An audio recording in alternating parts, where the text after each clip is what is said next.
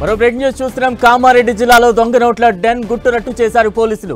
Hitech పద్ధతుల్లో currency print చేస్తున్న ముఠాను కామారెడ్డి పోలీసులు అరెస్టు చేశారు.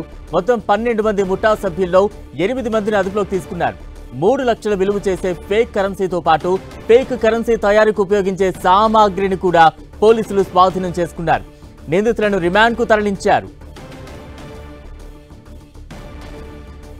ఈ ఫేక్ కరెన్సీ ముఠాను పోలీసులు గుట్టురట్టు చేశారు. మరింత అప్డేట్స్ అందించేందుకు మా ప్రతినిధి సతీష్ సిద్ధంగా ఉన్నారు. సతీష్.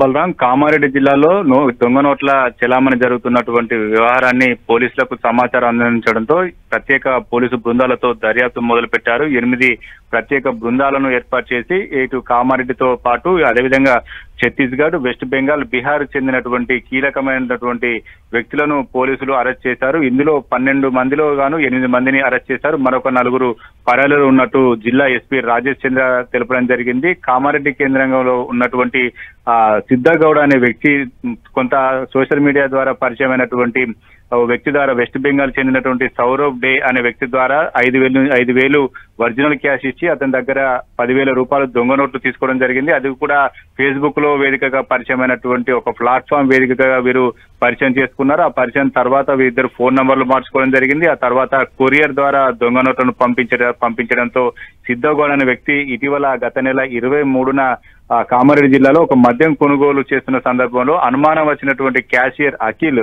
ఇవి దొంగ నోట్లుగా భావించి పోలీసులకు ఫిర్యాదు చేశారు. పోలీసులకు అనుమానం వచ్చి సిద్ధగౌడ్ ను అదుపులోకి తీసుకుని విచారించడంతో తాను దొంగ నోట్లు వెస్ట్ బెంగాల్ చెందినటువంటి సౌరవ్ డే దగ్గర తీసుకున్నానని చెప్పి పోలీసులకు సమాచారం అందించారు. వెస్ట్ బెంగాల్ వెళ్ళినటువంటి పోలీసు ప్రత్యేక బృందాలు అక్కడ నుంచి సౌరవ్ డేను అదుపులోకి తీసుకోవడం జరిగింది.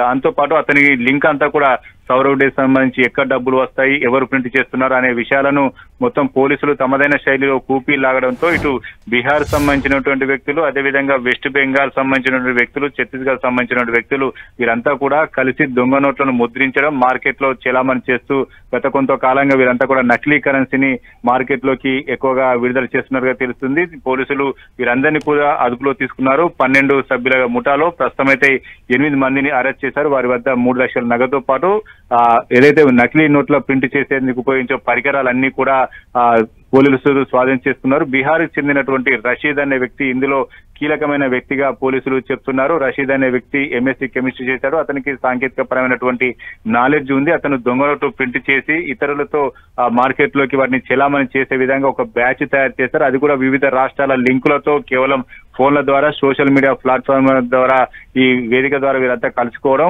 సగానికి సగం 5,000 ఇస్తే 10,000 ఇవ్వడం, లక్ష రూపాయలు నగదు కావాల ఒరిజినల్ ఇస్తే 2 లక్షలు ఇవ్వడం, ఇట్లా డబ్బులుగా ఇవ్వడంతో చాలా మంది కూడా నకిలీ కరెన్సీని తెప్పించుకోవడం. అదంతా కూడా కేవలం కొరియర్ ద్వారా జరుగుతుంది. వ్యక్తుల ద్వారా ఈ ట్రాన్సాక్షన్ జరగకుండా కేవలం కొరియర్ ద్వారా మనీ ట్రాన్సాక్షన్ జరుగుతుందో పోలీసులు ఈ నకిలీ కరెన్సీల భాగోతాన్ని మాత్రం గుట్టు రట్టు చేశారని చెప్పుకోవచ్చు. మార్కెట్ లో నకిలీ కరెన్సీల చెలామణి ఎక్కువ అవుతున్న నేపథ్యంలో పోలీసులు ప్రత్యేక దృష్టి సారించారు. ఇంకో పరారీలో ఉన్నటువంటి మరొక 4 కూడా అదుపులో తీసుకుంటాం, త్వరలోనే వారిని కూడా అరెస్ట్ చేస్తామని చెప్పి జిల్లా ఎస్పీ రాజేష్ చంద్ర చెప్పడం జరిగింది. మొత్తానికైతే నకిలీ నోట్ల వ్యవహారం మాత్రం కామారెడ్డి కేంద్రంగా బయటపడింది. ఇక్కడ తీగలాగితే ఇతర రాష్ట్రాల్లో డొంక కదిలినట్టు 8 మందిని మాత్రం పోలీసులు అరెస్ట్ చేశారు. ఇంకా కూడా అరెస్ట్ చేస్తాం, పెద్ద ఎత్తున నగదు స్వాధీనం చేసుకునే అవకాశం ఉందని చెప్పి జిల్లా పోలీసు వర్గాలు చెప్తున్నాయి. Balaram. Right, thank you Satish.